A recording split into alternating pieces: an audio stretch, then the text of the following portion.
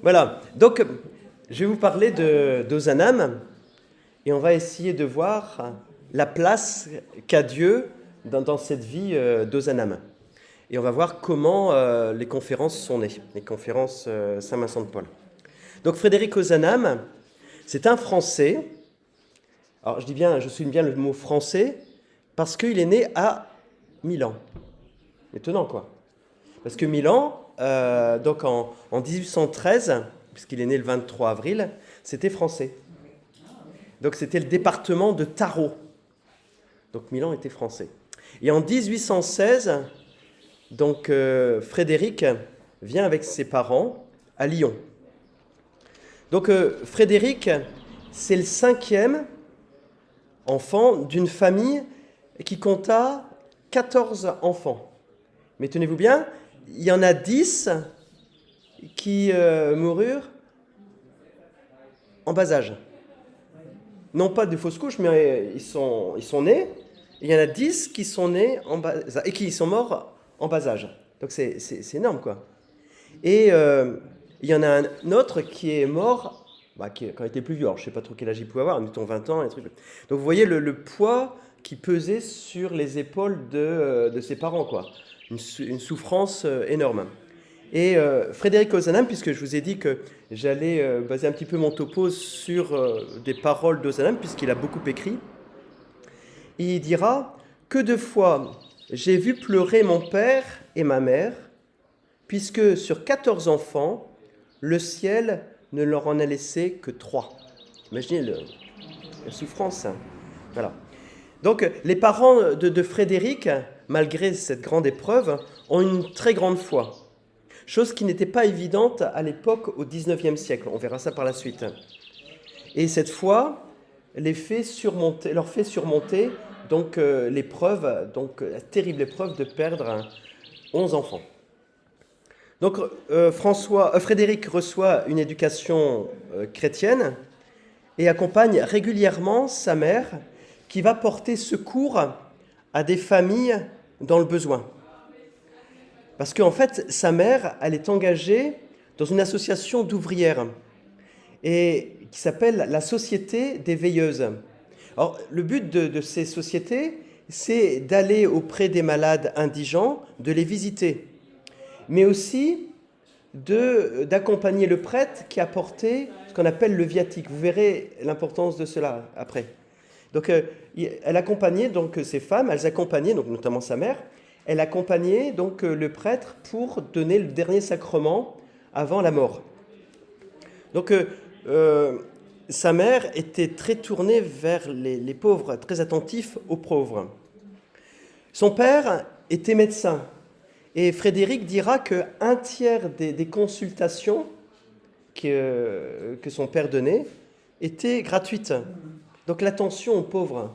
Donc Frédéric a baigné dans une famille très attentive aux pauvres, aux miséreux. Les parents de Frédéric donc, lui ont façonné un cœur charitable, ainsi qu'une grande foi.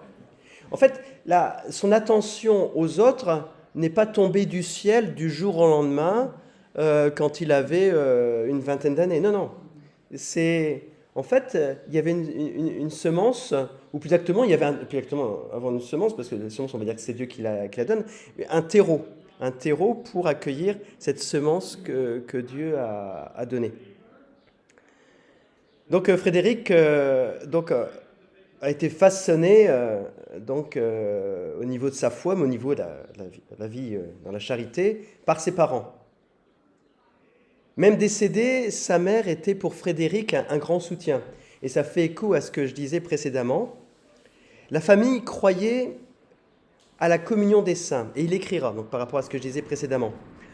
Lorsque j'ai le bonheur de communier, donc d'aller à la messe, lorsque le Sauveur Jésus vient me visiter, donc en communion, il me semble que ma mère le suit dans mon misérable cœur, comme tant de fois elle le suivit porté en viatique par le prêtre. C'est-à-dire, donc, tout à l'heure, je vous disais que le prêtre allait apporter la communion, la dernière communion aux mourants, et sa mère, qui faisait partie donc de cette société des veilleuses, accompagnait. Et il dit, j'ai l'impression que quand je communie, eh bien, ma mère suit Jésus qui est présent sous les apparences d'une hostie. Donc il dit, il me semble que ma mère le suit, donc Jésus, dans son misérable cœur, dans mon misérable cœur, pardon, comme tant de fois elle le suivit, porté en viatique par le prêtre, dans d'indigentes maisons. Et alors j'ai une ferme croyance de la présence réelle de ma mère auprès de moi.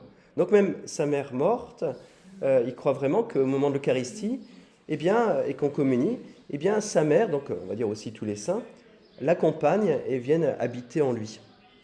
Un autre passage qui montre aussi, puisqu'on parle de la communion des saints, c'est cette fois en la communion des saints entre le ciel et la terre, il dira « J'ai vu bien des gens envier à ma mère le bonheur d'avoir 3 fils demeurés fidèles à la foi catholique. » Parce qu'au XIXe siècle, on le verra par la suite, c'était pas évident, contrairement à ce qu'on pense, notamment parce que on voit énormément d'églises qui ont été construites au XIXe siècle, mais les philosophes, le siècle des Lumières et compagnie, en fait, n'a pas entraîné, une foi extraordinaire en France. C'était l'inverse.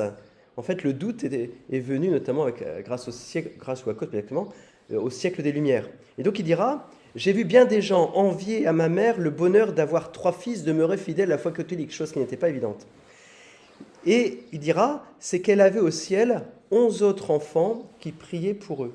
Donc la communion, donc les enfants qui étaient partis, eh ben, priaient pour... voilà. Donc c'est la communion des saints.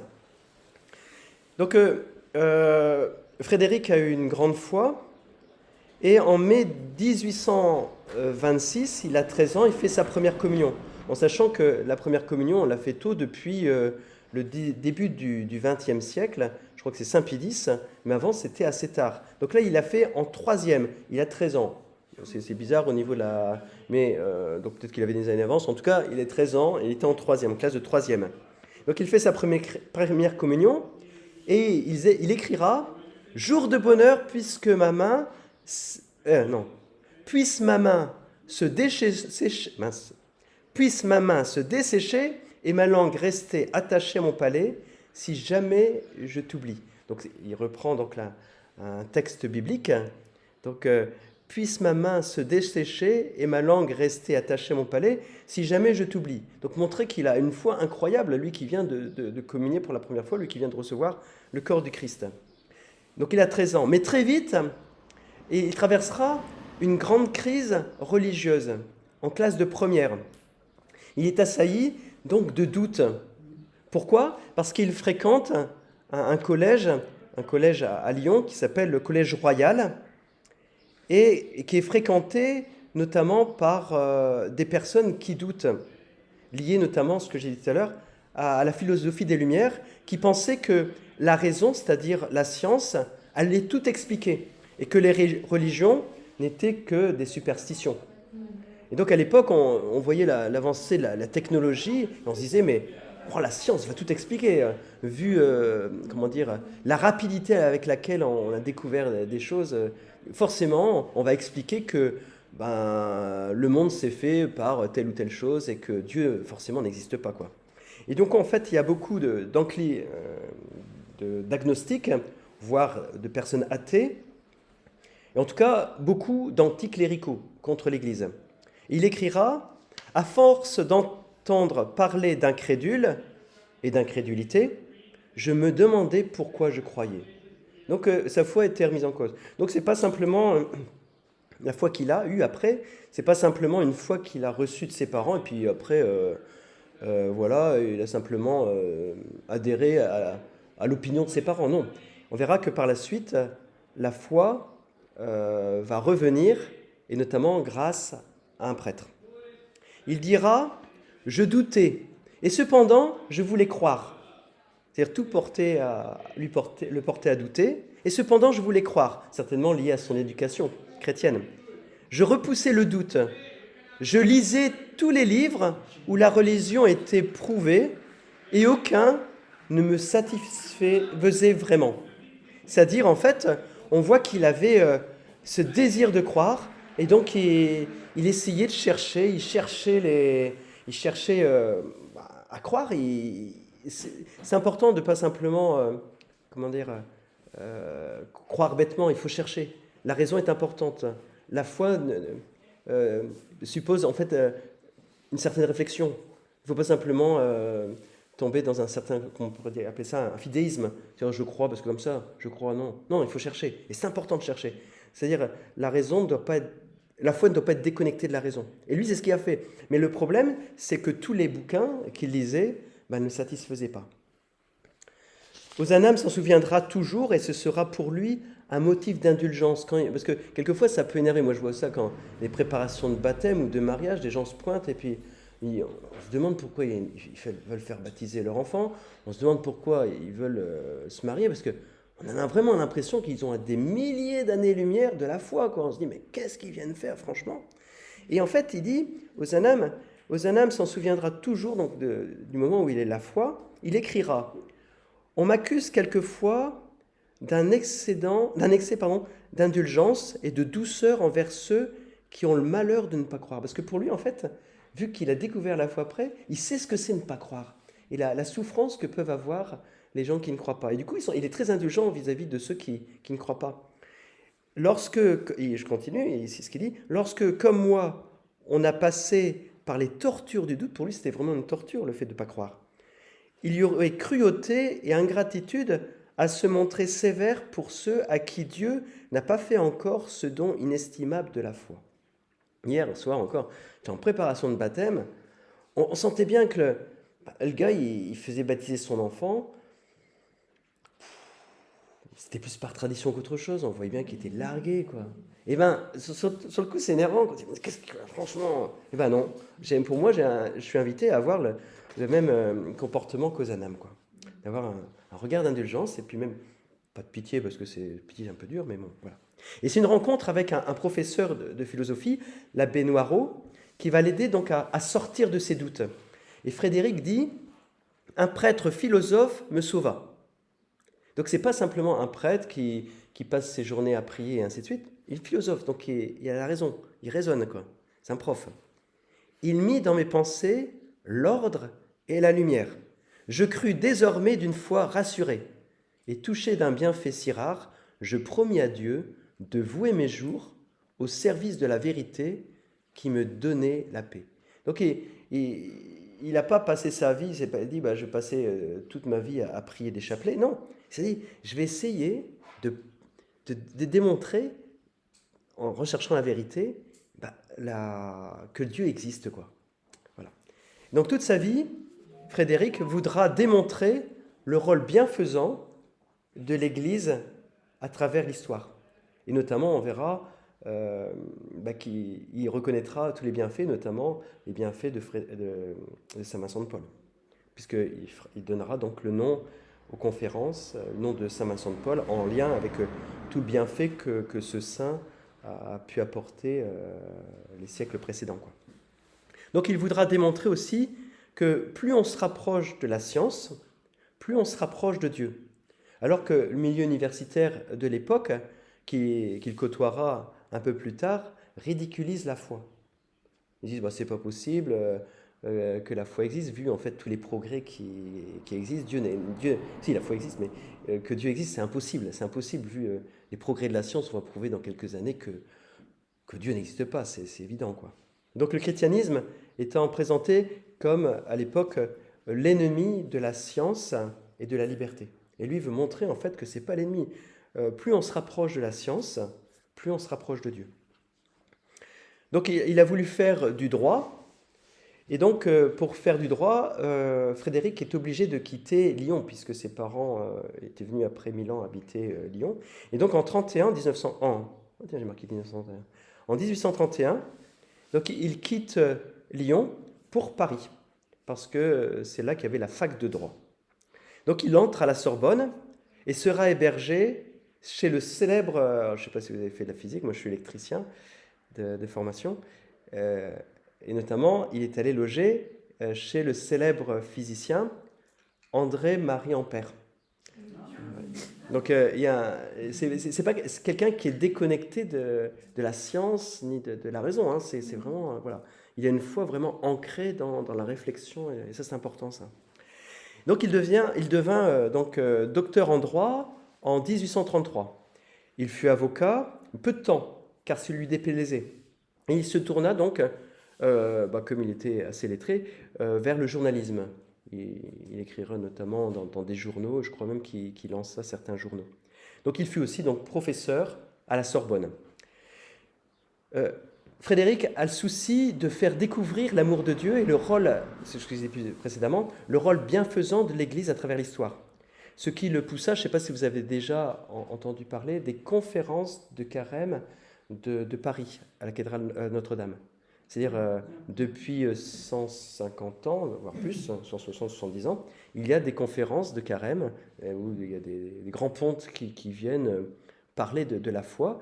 Et ces conférences de carême ont pour origine Ozanam, qui en fait s'est dit, mais il faut que les chrétiens soient instruits.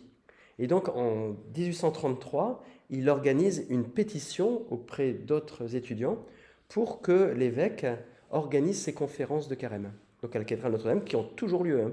Et c'est vraiment des conférences qu'on voit sur Internet et qui ont vraiment...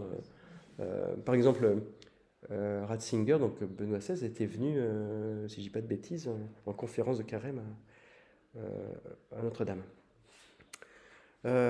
Regardons maintenant un petit peu la création des conférences Saint-Vincent de Paul.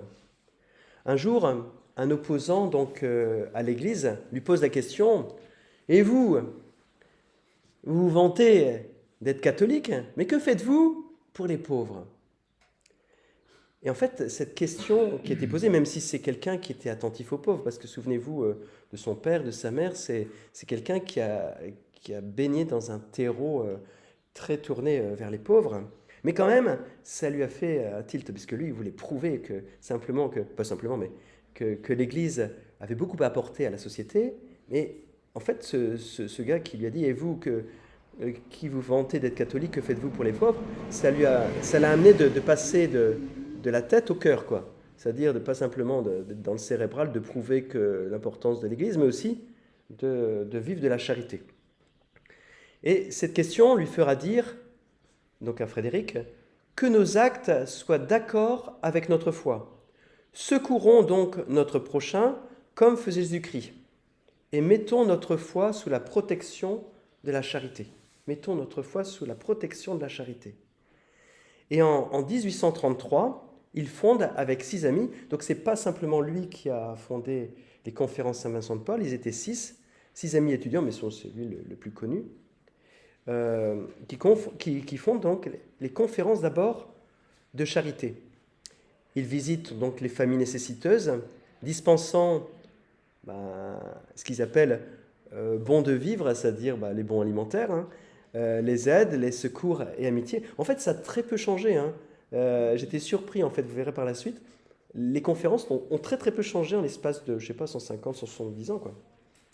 Et donc l'entreprise charitable prend comme une traînée de poudre et la bonne volonté de ces 6 étudiants embrase bientôt la France. Et aussi après, quoi. Et aussi en dehors de la France. Le nom de conférence, d'où vient-il? Parce que c'est bizarre, conférence, c'est comme par exemple tout de suite, là je fais une conférence, entre parenthèses, c'est un topo. Nous, on a en tête conférence. Mais en fait, ça vient du fait que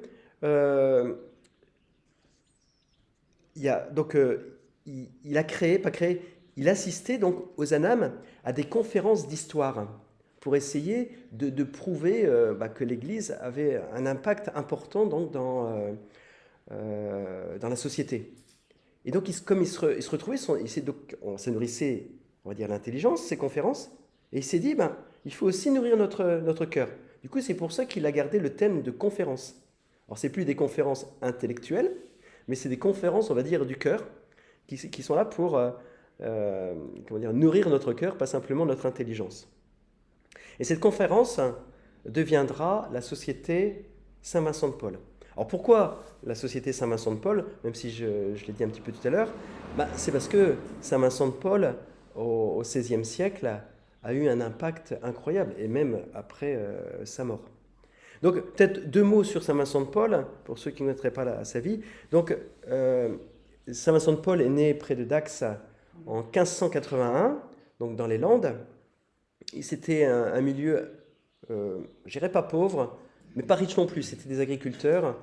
On dit que, c'est des gens de modestes, on dit que le père de Vincent de Paul a vendu sa vache pour qu'il puisse rentrer au séminaire, une de ses vaches. Mais je veux dire, il n'est pas sans vache, hein. Donc vendre une vache, un bœuf, c'était quelque chose de très très important, quoi. Et puis entre parenthèses, Vincent de Paul était très ingrat vis-à-vis de son père. Un beau jour, on dit que le père de Vincent de Paul tape à la porte du séminaire disant puis-je voir mon fils?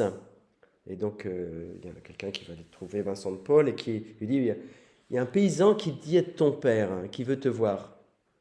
C'est pas mon père, renvoyez-le. Parce qu'il avait honte que son père était mais en fait, un agriculteur, quoi, un éleveur, quoi. Un agriculteur, éleveur, je sais pas trop quoi, un fermier, quoi. Pas fermier parce que il avait en coup, je sais même pas s'il avait ses terres.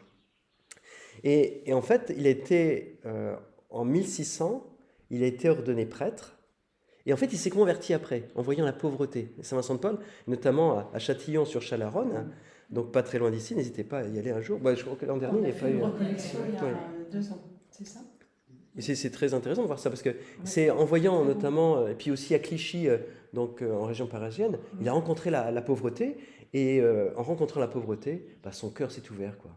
Son cœur a éclaté, et puis donc il s'est occupé des plus pauvres, donc il a créé énormément de choses. Il a créé des hôpitaux des enfants trouvés à Paris. Il a secouru les mendiants à Paris et ainsi de suite, quoi. Donc Saint Vincent de Paul était une image importante, il est toujours une image importante pour nous aujourd'hui. Et donc Frédéric dira Saint Vincent de Paul, c'est une vie qu'il faut continuer, un cœur auquel il faut réchauffer son cœur, une intelligence où l'on doit chercher des lumières. C'est un modèle sur la terre et un protecteur au ciel. Un double culte lui est dû, d'imitation, c'est-à-dire on doit imiter Saint Vincent de Paul, et d'invocation, c'est-à-dire le prier. Voilà. Donc sa foi, il la mettra donc, Frédéric, en pratique sa vie entière en visitant les pauvres. Alors cette question que lui avait été posée un étudiant sur et vous qui vous vantez d'être catholique, que faites-vous pour les pauvres, l'a bousculé et lui a permis aussi de fonder avec quelques amis, donc ce que je disais tout à l'heure, la conférence Saint-Vincent de Paul. Ozanam avait le souci du plus pauvre dès 1830. Il dénonce donc déjà à l'âge de 16 ans, avant que les conférences sur Saint de Paul existent, et avant même que ce jeune lui pose la question, mais alors que faites-vous, vous les catholiques, pour les pauvres? À 16 ans, il écrit concernant donc l'esclavage, elle est triste et déplorable la condition de ces malheureuses victimes de la barbarie européenne. Elle sera toujours un sujet d'indignation et de larmes pour le vrai philosophe et le vrai chrétien. L'horrible cruauté de ces hommes qui se disent civilisés et qui, au nom d'une religion sainte, apparaissent aux terres étrangères tels que des brigands, ravisseurs, pour enlever le fils à sa mère, le père à ses enfants. Pleurons la honte de nos frères oppresseurs, pleurons les maux de nos frères opprimés. Donc il a vraiment lutté contre l'esclavagisme. Tout à l'heure, c'est pour ça que je vais devoir vous quitter tout à l'heure, je vais à Chamblanc, j'espère que vous connaissez la bienheureuse Anne-Marie Javoué. Donc je vais avec les écoliers de la Colombière et je vais donc découvrir où est née Anne-Marie Javoué, qui est considérée comme la mère des esclaves, quoi. Elle a permis, elle a contribué donc à l'abolition de l'esclavage en France. Et un grand homme politique, Louis-Philippe, je crois, Diradel, j'espère que je ne me trompe pas, Diradel, c'est un grand homme. Grand homme. Voilà. Donc c'est Anne-Marie Javoué. Donc à cette période, il y avait aussi Ozanam, Frédéric Ozanam, et qui a lutté contre l'esclavage. Voilà. Donc pour lui, pas de prière sans action, pas d'action sans prière. dès les premières réunions, et c'est ça qui est intéressant, c'est ça que je vous disais, ce qu'on vit actuellement, c'est ce qui était vécu il y a 160, même plus, 190 ans. Et dès les premières réunions des conférences, Dieu et les pauvres étaient à la première place. Et il écrira, on a l'impression que c'est clair qui écrit là, il écrira, parlant des réunions, la prière, ouvrez et fermez la séance, exactement comme Claire. Et on faisait chaque fois une quête. Donc c'est Frédéric qui dit ça. Cette trame est encore donc de nos jours présente dans la réunion des conférences. Voilà. Les pauvres sont nos maîtres, c'est ce que disait donc saint Vincent de Paul. Donc sa visite auprès des malades renforce sa foi chrétienne. Il y a une très belle citation, donc Frédéric, en tout cas c'est ce qu'il a dit, mais ce qu'il a écrit aussi. Nous ne voyons Dieu que des yeux de la foi. Et c'est dur de voir Dieu. Je ne sais pas si vous avez déjà vu Dieu, moi je n'ai jamais vu. Et notre foi est faible. Donc c'est difficile de voir Dieu. Mais il dira, mais les hommes, mais les pauvres, nous les voyons des yeux de la chair. Ils sont là. Nous pouvons mettre le doigt et la main dans leurs plaies, en référence aux plaies de Jésus sur la croix. Et les traces de la couronne d'épines sont visibles sur leur front, le front des pauvres. Ici, l'incrédulité n'a plus de place possible. Nous devrions tomber à leurs pieds, aux pieds des pauvres, et leur dire, avec l'apôtre, vous êtes nos maîtres. Donc l'apôtre, c'est saint Vincent.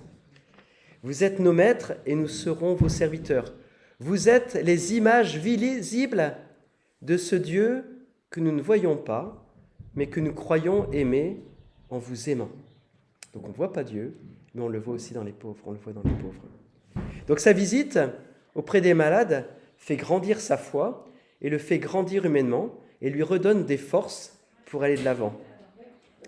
Il dira, le Christ nous conduit aux pauvres et les pauvres nous conduisent au Christ. Du coup, en fait, en allant visiter les pauvres, eh bien, il allait vers le Christ, quoi. Il dira aussi, que de fois accablé, et ça, je suis sûr qu'on a tous fait l'expérience de ce que je vais dire. En tout cas, moi, j'ai fait l'expérience. Que de fois accablé de quelques peines intérieures, on a tous des peines intérieures, il y en a qui ont des plus grosses que d'autres, mais bon. Accablé de peines intérieures, inquiet sur ma santé, mal affermie. Je suis entré, plein de tristesse, dans la demeure du pauvre confié à mes soins. Et là, à la vue de tant d'infortunés, plus à plaindre que moi, je me suis reproché mon découragement. Je me suis senti plus fort contre la douleur et j'ai rendu grâce à ce malheureux qui m'avait consolé et fortifié par l'aspect de ses propres souffrances. Et comment, dès lors, je ne l'aurais-je pas aimé ? En fait, il est allé visiter le malade alors qu'il était dépité. Et en fait, c'est le malade ou le pauvre qui l'a requinqué, comme on dit, qui lui a redonné des forces, quoi. On verra, il y a une autre phrase qui est aussi très belle par rapport à ça. Et Frédéric, donc, est aidé dans sa tâche aussi par, bien sûr, d'autres étudiants, mais aussi par une bienheureuse que vous connaissez peut-être pas, que je ne connaissais pas non plus, sœur Rosalie Rendu. Donc, sœur Rosalie Rendu, puisque nous, on est conférence bienheureuse Rosalie Rendu. Donc, elle est née donc, dans le pays de Gex. Elle rendra le 25 mai... Non, pardon. Elle rentra donc le 25 mai comme religieuse chez les Filles de la Charité, qui était fondée par saint Vincent de Paul. Et elle œuvre dans les quartiers donc, de Paris, donc les quartiers pauvres, et notamment quartier pauvre malfamé de Mouffetard. Et elle crée donc un patronage pour les jeunes filles ouvrières, une crèche, un asile pour les vieillards. Et en fait, elle voit arriver chez elle à la fois des grands de ce monde, comme Charles X, comme l'évêque de ce temps, comme la femme du maréchal de France, comme Napoléon III, l'impératrice Eugénie. Tous ces gens-là viennent la voir, viennent la consulter. Et il y a aussi tous les vagabonds. Donc tout ça se côtoie chez Rosalie Rendu. Donc c'est quelqu'un qui a un impact incroyable, mais qui a une ouverture de cœur incroyable, qui a un cœur énorme, quoi. Donc elle intervenait au moment des émeutes pour calmer les troupes. Donc il y a eu énormément d'émeutes, notamment de révolution, et notamment en 48. On la verra sur les barricades en 48 pour soigner les blessés sous le feu. Et si je ne dis pas de bêtises, en 48, l'évêque est mort sur les barricades, non pas mais pour faire un petit peu comme Rosalie Rendu, c'est-à-dire de calmer les troupes. Mais lui en est mort, quoi. Et donc à l'époque de la révolution industrielle, nul ne se soucie du sort des ouvriers, mais Rosalie Rendu s'en soucie, et bien sûr, et c'est là qu'on va le voir, Frédéric Ozanam. Donc il y a eu beaucoup des révolutions, et notamment, en tout cas dans notre région, en tout cas ceux qui connaissent Pauline Jaricot, connaissent peut-être aussi les révoltes des canuts. Les canuts, en fait, c'est les ouvriers de la soie. En disant qu'une des premières révoltes entre ouvriers et patrons, c'était en 1831, avec la révolte des canuts, donc des ouvriers de la soie, à Lyon. Donc il y a beaucoup de soulèvements comme ça en France. Et Frédéric se voudra un médiateur, et comme Rosalie Rendu, entre ceux qui ont beaucoup, et même trop, et ceux qui n'ont pas grand-chose, et même rien. Donc il essaiera d'être médiateur, d'essayer de concilier les choses. Et il dira en 1836, avant donc la révolution de 1848, c'est-à-dire 12 ans avant la révolution de 1848, il annoncera déjà cette révolution. Il dira, ça va péter, faites gaffe. Et il dira, il y a beaucoup d'hommes qui ont trop et qui veulent avoir encore. Il y en a beaucoup plus d'autres qui n'ont pas assez et qui n'ont rien et qui veulent prendre si on ne leur donne pas. Entre ces deux classes d'hommes, une lutte se prépare, donc 12 ans avant. Et cette lutte menace d'être terrible. D'un côté, la puissance de l'or, de l'autre, la puissance du désespoir. Entre ces deux armées ennemies, il faudrait nous précipiter, sinon pour empêcher, au moins pour amortir le choc. Donc, il a essayé que cette révolution de 48 n'explose pas. Elle a explosé quand même parce qu'en fait, il y a trop de tensions entre le prolétariat et puis les patrons. Donc, Frédéric avait le désir de construire des ponts. Alors, je ne sais pas si vous avez suivi un petit peu l'actualité, notamment l'actualité de l'Église, avec Léon XIV. Et ce qui est très intéressant, c'est son nom, Léon XIV, parce qu'il ne l'a pas pris comme ça, parce qu'il aime Léon. Je ne sais pas si ceux qui sont plus vieux que moi connaissent peut-être la pub des raviolis Panzani ou je ne sais pas trop quoi. Reviens Léon, on a les mêmes à la maison. Alors, c'est pas pour ça qu'il... la même référence que moi. Et on voit Léon... Merci du chrétien. Il court derrière le train parce que dans le train il y a des voilà. Alors c'est pas pour ça qu'il a choisi pour les raviolis. Et son premier discours c'est aidez-nous vous aussi, puis aidez-vous les uns les autres à construire des ponts par le dialogue, par la rencontre entre nous, par la rencontre en nous unissant tous pour être un seul peuple, toujours en paix. Et je vous dirai pourquoi donc Léon XIV, pourquoi il s'appelle Léon XIV. Donc le pape Léon XIV dira encore, nous devons chercher ensemble comment être une église missionnaire, une église qui construit des ponts, comme Frédéric Ozanam le voulait, qui dialogue toujours ouverte, donc l'église, à recevoir. Comme cette place, puisqu'il parlait donc sur la place du Vatican, où on voit ces deux grands bras, comme cette place, donc Saint-Pierre du Vatican, à bras ouverts. Voilà. Et donc, Léon XIV porte ce nom parce que c'est en référence à Léon XIII qui lança la première encyclique de doctrine sociale de l'Église, mais j'en parlerai par la suite, qui invite donc à tisser des ponts entre donc, les ouvriers et le patronat, quoi. Il était important pour Frédéric de construire des ponts entre les ouvriers, les pauvres, les patrons et les bourgeois. Dès 1837, les conférences totalisent 400 confrères à Paris, en très peu de temps, quoi. Et la révolution de la charité, dans un pays alors presque entièrement dépourvu de ses services sociaux, est en marche. Et en 1845, la conférence Saint-Vincent de Paul a déjà plusieurs milliers de membres. Donc en l'espace de 8 ans, on passe de 400 à plusieurs milliers de membres. Donc ça prend énormément d'ampleur, quoi. Donc il a révolutionné la pensée sociale catholique. C'est là que je parlais donc de la doctrine sociale de l'Église. Il fut l'un des plus brillants précurseurs de la doctrine sociale de l'Église au XIXe siècle, qui sera développée par Léon XIII dans son encyclique Rerum Novarum en 1891. Donc lui qui mourra, on va dire, 40-50 ans avant, eh bien, il parlait déjà de cette doctrine sociale de l'Église qui va être développée et mise par écrit dans cette encyclique Rerum Novarum, et donc de Léon XIII. Et si Léon XIV a pris ce nom, c'est parce qu'il veut justement qu'il y ait des ponts qui soient tendus, qui soient lancés entre différents mondes de la société, quoi. Donc il sera précurseur de la doctrine sociale de l'Église en dénonçant l'exploitation des faibles par les plus forts, en dénonçant les inégalités économiques et sociales. Il sera précurseur donc de la doctrine sociale de l'Église par sa réflexion sur les droits des ouvriers.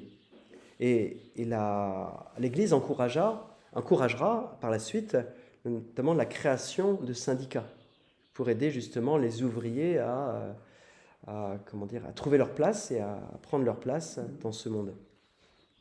Donc il a révolutionné la pensée donc, sociale catholique. Il fut l'un des plus brillants précurseurs donc, de la doctrine sociale de l'Église. Donc toujours par rapport au pape Léon XIV,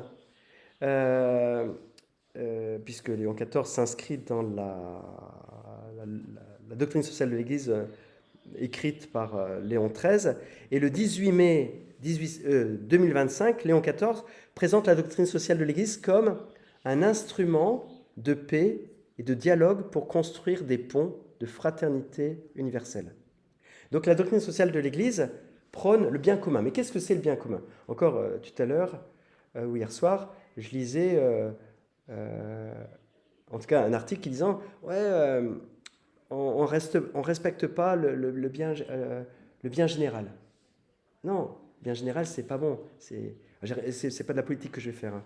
Ça, c'est du communisme.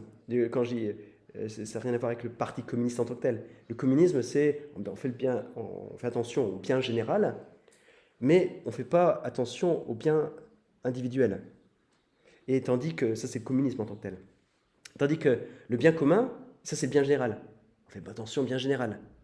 Mais, ah oui, c'était par rapport à Gilles Platré, il y avait un article dans le journal ce matin. Voilà, c'est ça. Et c'est pas lui qui disait ça, c'est les opposants. Et donc, en fait, le bien commun, c'est l'attention générale, mais aussi l'attention particulière. C'est presque la quadrature du cercle, c'est presque impossible de faire attention à tous, comme le communisme, mais faire attention à chacun en même temps. Alors là, c'est la quadrature du cercle, c'est presque impossible, mais l'Église doit tendre vers ça. Attention à chacun, et c'est ce que prône la doctrine sociale de l'Église. Voilà. C'est pour ça, entre parenthèses, alors c'est pas pour faire de politique, hein, c'est pour ça que le communisme a été pointé du doigt par l'Église, parce que ça n'allait pas, quoi. Voilà. Donc Frédéric, la définition du bien commun qui a été promue par Frédéric Ozanam, le bien commun se définit comme le fait de rendre accessible à tous et à chacun l'eau, la nourriture, le logement, la santé et les conditions matérielles. C'est la définition que j'ai trouvée sur Internet. Même aussi la vie spirituelle, c'est-à-dire que tout le monde peut en bénéficier, quoi. L'éducation, la culture, la formation, l'emploi qui permettent le plein épanouissement, la vie, la mort de façon naturelle pour respecter l'écologie humaine, un environnement préservé, un cadre de vie sécurisé. Et du coup, le bien commun se définit comme le fait de rendre accessible à tous, à chacun, tout cela, quoi. C'est pas réservé à une élite, c'est pas réservé à quelque chose en général, mais chacun doit pouvoir vivre pleinement et être épanoui. Frédéric donc est convaincu que les pauvres lui apprennent beaucoup. C'est ce que je disais tout à l'heure, notamment en le citant. Il fera sienne cette phrase de saint Vincent de Paul, que je disais aussi tout à l'heure. Les pauvres sont nos maîtres. Et donc vers la fin de sa vie, Ozanam disait aux confrères de Florence, qui rejoint ce que je disais tout à l'heure, la citation de tout à l'heure. Nous apprendrons, en visitant le pauvre, que nous y gagnons plus que lui. On y gagne plus à visiter le pauvre. J'irais même plus, il faudrait le faire par intérêt. En fait, on peut le faire aussi par intérêt. Quand on a le moral à zéro, allons visiter un pauvre. Ça nous remontera le moral. Et bien sûr, il ne faut pas faire ça de façon intéressée, mais d'un autre côté, ça peut nous apporter beaucoup. Nous apprendrons en visitant le pauvre que nous y gagnons plus que lui, puisque le spectacle de sa misère servira à nous rendre meilleurs. Nous éprouverons pour ces infortunés un tel sentiment de reconnaissance que nous ne pourrons plus nous empêcher de les aimer. Oh, combien de fois moi-même, accablé de quelques peines intérieures, inquiet de ma santé mal raffermie, parce qu'il est mort jeune quand même, je suis entré plein de tristesse dans la demeure du pauvre confié à mes soins, et là, à la vue de tant d'infortunés, plus à plaindre que moi, je me suis reproché mon découragement, je me suis senti plus fort contre la douleur, et j'ai rendu grâce à ce malheureux qui m'avait consolé et fortifié par l'aspect de ses propres misères. Et comment dès lors ne l'aurais-je pas d'autant plus aimé, voire embrassé, peut-être pas, mais en tout cas d'autant plus aimé. Voilà. Quelques mots pour finir. Donc, Frédéric a été marié. Il était marié peu de temps, parce qu'en fait, il se posait des questions sur sa vocation. Il se demandait si Dieu n'appelait pas à être religieux. Mais non. Le 23 juin 1841, il épouse à Lyon, à l'église Saint-Nizier, Amélie sous la croix. Il dira d'Amélie, « Tu seras le rayon de lumière toujours présent dans ma pensée. » C'est beau, hein? Et pendant toute sa vie, puisqu'ils sont mariés le 23 juin, pendant toute sa vie, tous les 23 du mois, ceux qui sont mariés, pensez à ça, Frédéric offrira un bouquet de fleurs à sa femme pour fêter, non pas leur anniversaire de mariage, mais leur moisiversaire. C'est-à-dire tous les mois, le 23, il offrait un bouquet de fleurs à sa femme. Voilà, c'est beau, hein, à Amélie. Et le 24 juillet 1845, donc 4 ans après, ils ont une petite fille qu'ils prénomment Marie. Et Frédéric dira de sa fille, « Le ciel nous l'envoie pour nous apprendre beaucoup et pour nous rendre meilleurs. » En fait, Frédéric a beaucoup appris des autres. Et les autres le rendaient meilleur. Et c'est vrai pour sa fille, mais c'est également vrai pour les pauvres. Et nous, c'est pareil, c'est-à-dire, on doit beaucoup apprendre des autres et pas croire qu'on a la vérité. Les autres ont beaucoup à nous apprendre et les autres sont là pour nous rendre meilleurs. Alors, c'est sa fille qui le rendait meilleur, mais aussi les pauvres le rendaient meilleur. Et nous aussi, les autres doivent nous rendre meilleurs. Donc, Amélie est une influence aussi souterraine, mais féconde dans la vie de Frédéric, même si elle n'apparaît pas dans les conférences, mais elle agit, elle influence donc Frédéric. Amélie, donc l'épouse, après la mort de Frédéric, découvre dans son testament ces belles paroles. Donc il faudra écrire ça sur votre testament. À ma tendre Amélie, donc c'est Frédéric qui écrit ça sur son testament, qui a fait la joie et le charme de ma vie, et dont les soins si doux ont consolé depuis 1 an tous mes maux, parce qu'en fait il a été gravement malade. J'adresse des adieux courts, comme toutes les choses de la terre. Je la remercie, je la bénis et je l'attends, donc au ciel. Au ciel seulement je pourrai lui rendre autant d'amour qu'elle en mérite. Donc, pour montrer en fait tout l'amour que Amélie avait pour Frédéric, que Frédéric avait pour Amélie. Voilà. Le sens de la vie de Frédéric, et je termine plus ou moins là-dessus.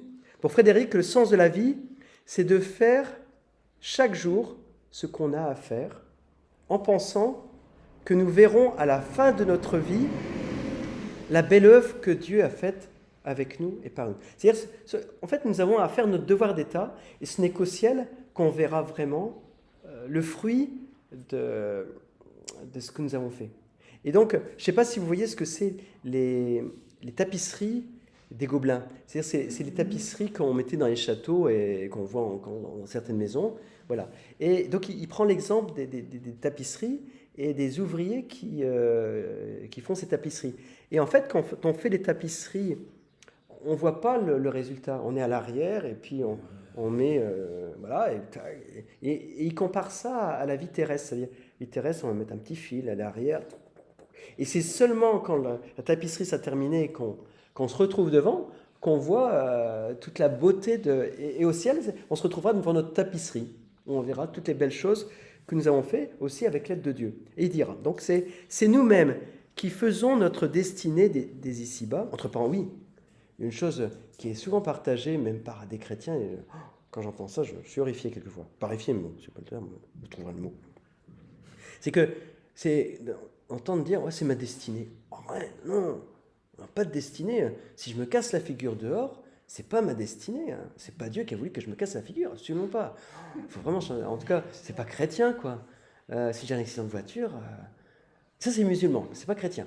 Une fois, j'étais à des obsèques d'une fille musulmane parce que je connaissais sa mère, et l'imam, il dit, bah c'est destiné. Oh, j'avais envie d'hurler, quoi. Attends, c'est parce que le gars, il était donc le jeune qui conduisait, eh ben, il était bourré, quoi. C'est pas sa destinée, c'est pas Dieu qui a fait qu'il est bourré, c'est le gars qui l'a bu librement, et puis bref. Après, il y a des problèmes de maladie et compagnie. Hein. Mais en tout cas, la destinée, c'est pas... Non, on n'est pas prédestiné, non. On est prédestiné à être enfant de Dieu, c'est ce qu'il dit dans la Bible. C'est-à-dire prédestiné à être aimé de Dieu, quoi. Et ça c'est beau, quoi. Mais pas prédestiné à se casser une jambe, non, sûrement pas. Donc, j'arrête mon truc, c'est rien à voir avec Frédéric Ossana, mais bon. C'est nous-mêmes qui faisons notre destinée, non pas Dieu, dès ici-bas, mais sans la connaître encore. C'est-à-dire, on ne sait pas, à peu près comme les ouvriers de la manufacture des Gobelins, donc, qui travaillent à leur tapisserie, suivant docilement le dessin d'un artiste inconnu. Donc, l'artiste leur a demandé de mettre tel bout de laine à tel endroit. Il s'applique à assortir sur le revers de la trame les fils des différentes couleurs indiquées par lui, par cet artiste, mais sans voir le résultat donné par leur travail. C'est seulement ensuite, quand le travail est terminé, qu'ils peuvent admirer ces fleurs, ces tableaux, ces personnages, ces merveilles d'art sorties de leurs mains pour aller faire l'enchantement de la demeure des rois, puisque ces tapisseries étaient dans la demeure des princes et des rois. Ainsi, mes amis, travaillons-nous sur cette terre, docile et soumis à la volonté de Dieu, sans voir ce qu'il fait pour nous. Mais lui le voit, le sait, lui l'artiste divin. Quand notre tâche achevée, il nous fera apparaître l'œuvre de toutes nos vies, de labeur et de peine. Nous en serons dans l'extase et nous le bénirons de ce qu'il daigne agréer nos faibles œuvres pour les placer dans ces demeures éternelles. Donc on aura dans les demeures éternelles nos grandes tapisseries que nous aurons fait par nos petits efforts, nos actes de charité, et ainsi de suite. Voilà. Il ne nous est pas donc demandé d'accomplir des choses spectaculaires, parce qu'en fait, les ouvriers donc, des tapisseries des Gobelins n'avaient pas l'impression de faire des choses extraordinaires, ils faisaient des petites choses toutes simples. Donc, il ne nous est pas demandé d'accomplir des choses spectaculaires qui sortent de l'ordinaire, mais simplement de vivre avec les qualités que le Seigneur nous a confiées et qu'il nous demande de développer. Nous ne nous comparons pas, développons les qualités que nous avons reçues, et c'est ça que le Seigneur nous demande, comme les ouvrières ou les ouvriers derrière donc leur tapisserie, ainsi de suite.